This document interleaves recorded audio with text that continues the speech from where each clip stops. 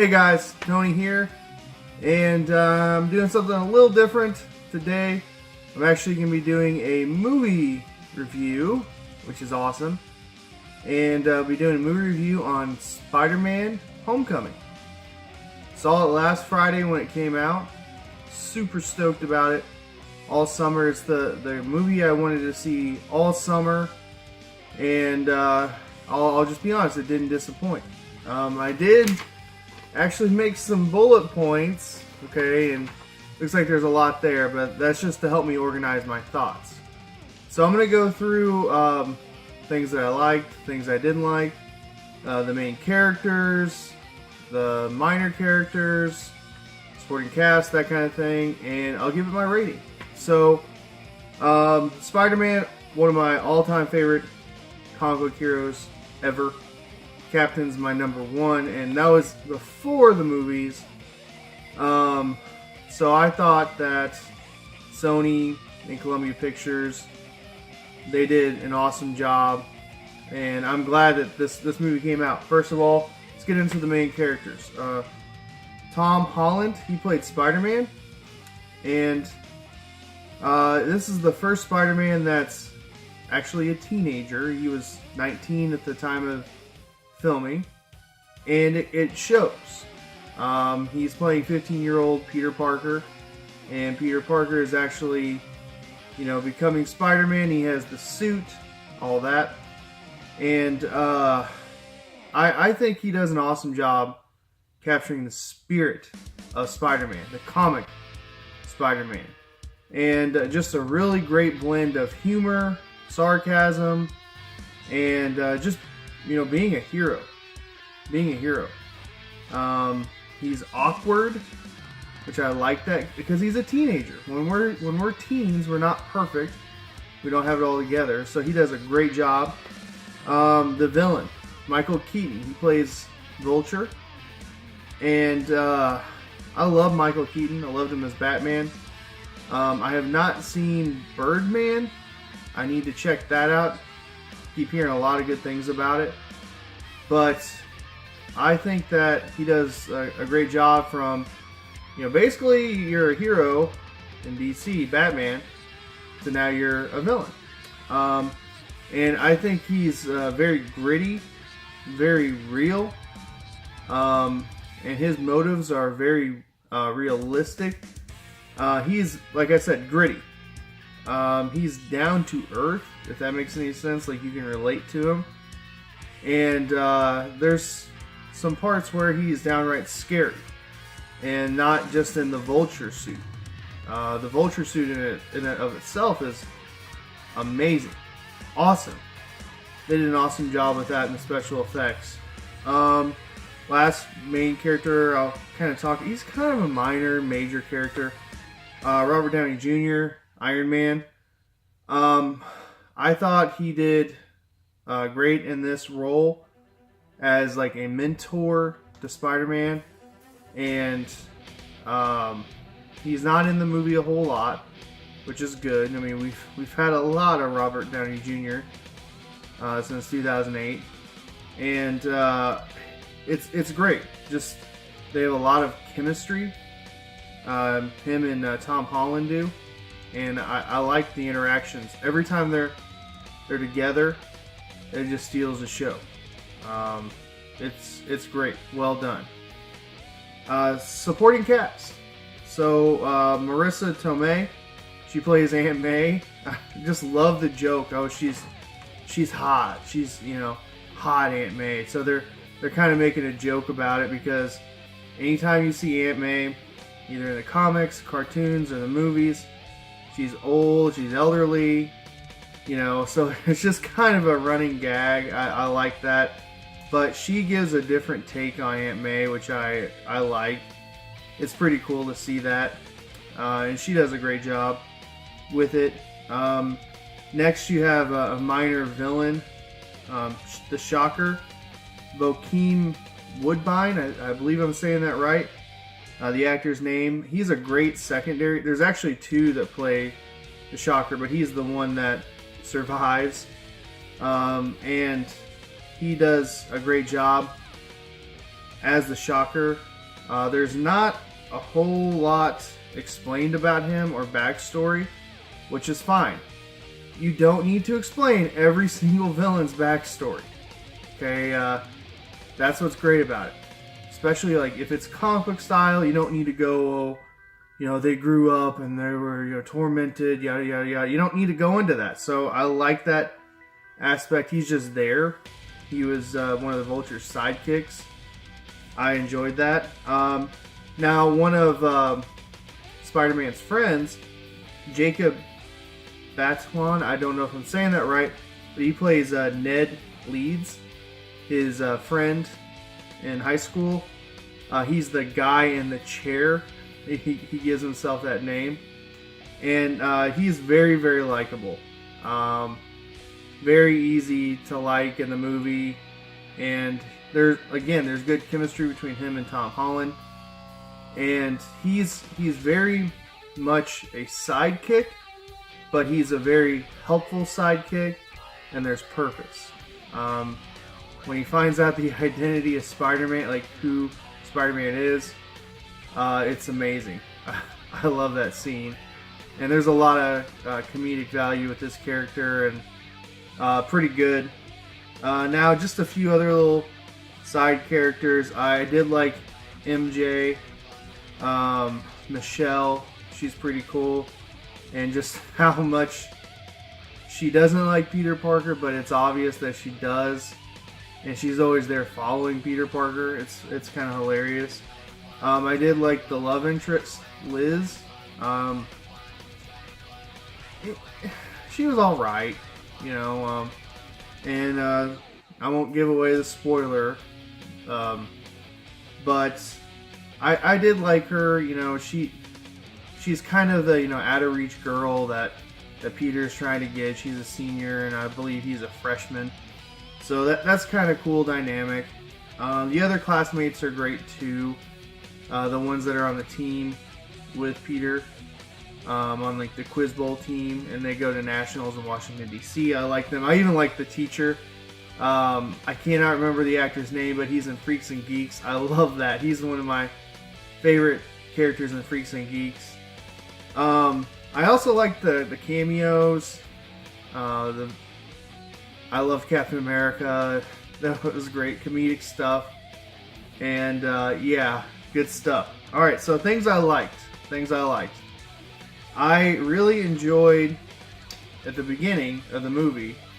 Well, I just like the whole opening. It kind of recaps how Spider-Man got the suit and the Civil War and all that stuff, and it's kind of like a vlog type thing, which is pretty cool. And I love hearing the Spider-Man theme, the original Spider-Man theme. That's so awesome. I love it. I'm a huge Spider-Man fan. I love the comics. I love the cartoons. I love the movies, the Sam Raimi movies, that is. So that was an A+. I also like the fact that Spider-Man, he's not perfect yet. He's still learning. He's still trying to fight crime. He's still trying to find his purpose. And right now he's just being the friendly, Spider-Man, neighborhood Spider-Man, and busting crime. And then he just happens to find these guys with, really sophisticated weaponry, and that's how it kind of leads into it, fighting the Vulture. And he's just learning. I also like the Karen suit. After they disable the training wheel mode on the suit, he kind of gets this program in the suit similar to Jarvis with the Iron Man suit, and she's pretty hilarious. And the way Spider-Man talks to her, like she's real, it's pretty good. There's some humor there.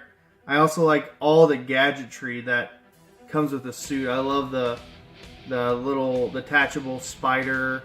I love the webbing. That's a throwback to the original comic book series. I love all the different types of webs the Spider-Man has. It's just a really cool idea. I do like the overall pacing in the movie too. It's fast paced. It keeps moving. It doesn't dwell that long in one spot of the movie. It's like a teen flick from the 80s. And there's a lot of homages to 80s films that I love, okay? Especially Ferris Bueller's Day Off. When I saw that, I was like, yeah, A+. And apparently the cast had to marathon John Hughes movies, Breakfast Club, all that, which is awesome. I love that. I like the action scenes and fight scenes. They're not overstayed or over dramatic or over the top like say like Civil War or the original Avengers movie. It fits perfectly with the movie. And I also touched on this earlier, the mentor relationship with Spider-Man and Iron Man. That's great. I love that. Iron Man's trying to kind of rein him in. Spider-Man wants more. He wants more responsibility. He wants to be an Avenger. And I won't get into that spoiler at the end. Another thing I really liked, the humor / Spider-Man being a hero balance. Spider-Man is sarcastic. Spider-Man is funny. Spider-Man, you know, he doesn't take it very seriously when he's fighting villains or whatever. He's always wisecracking. He's kind of like Raphael in Ninja Turtles or Deadpool. I don't really like Deadpool, but I don't want to get into that. But I do like that there are scenes where Spider-Man is required to be a hero. With the ferry scene, I love that. That's kind of a throwback to Spider-Man 2. When Spider-Man's down and out underneath the rubble, I love that. It's just a good balance. It's the way a superhero movie should be. Not to take itself so seriously, but there needs to be times when the hero needs to rise up and do what he's supposed to do. I also like that there's no backstory. There's no origin story for Spider-Man. It's kind of a breath of fresh air. We've seen it all before. Whew, man, I love the original trilogy, except for 3. 3 is kind of garbage. I did not like the Amazing Spider-Man 1 or 2. Ugh. But I like that there's no backstory. One last thing I liked, I love the Star Wars references. The Death Star, Lego Death Star. They're building it, and you can actually see in the background like old school Hasbro Star Wars toys. I love that. Now, just a few things I didn't like. There's not that much, to be honest. That's rare for me because I'm a big time movie critic, and if I don't like something, I don't like it. Okay, that's all there is to it. Things I didn't like. You know, I wanted just a little bit more backstory on the Vulture character, and a little bit more background on how they made those devices and all that. And I know there's some other little minor characters in there I'm missing, like the Tinkerer, and things like that. And the Glover, what's his name? His character, he could possibly be another Spider-Man. I'm not too familiar with that Spider-Man character, but I just wish there was just a little bit more in the Vulture. I liked it, but just a bit more, not much. Also, some of the drama between Peter Parker and Liz is just a little, I don't know, a little forced at times, but it doesn't overstay its welcome. It's not like The Amazing Spider-Man, oh my gosh, where it just kind of focused on that. I hated that with a passion. But it just a little awkward at times, but it kind of fits with that theme of being a teen flick, teen movie too, so a minor complaint. Now, one last thing, my favorite scene, then I'll give it my rating, and I won't spoil it too much. Basically, it's the scene where Vulture is driving Peter Parker and Liz to Homecoming. That scene when he's like, I gotta give the dad talk, you know, just let me talk to Peter. That whole lead up actually to it's pretty cool, and it's actually kind of a homage to Spider-Man 1, the Sam Raimi Spider-Man 1, where Peter Parker is having a Thanksgiving meal, and the Green Goblin's there, and they kind of figure out who's who, and it's just really well done. It's not like it hasn't been done before, but it's really good, and how they figure it out, and just the whole conversation the Vulture has with Spider-Man. My rating and my recommendation, I give it an A+ for a comic book movie. Okay, A+ for a comic movie. And I'm a little comic book movied out, so to speak, but this one is A+ in my book. I recommend that you see it. I recommend that you go in just wanting to have a good time and enjoy it for what it is. A Spider-Man teen flick comic book movie. So I recommend that you see it. It's probably my second favorite. It's a Marvel movie, but my second favorite Marvel movie. I say that because of the Sony Columbia Pictures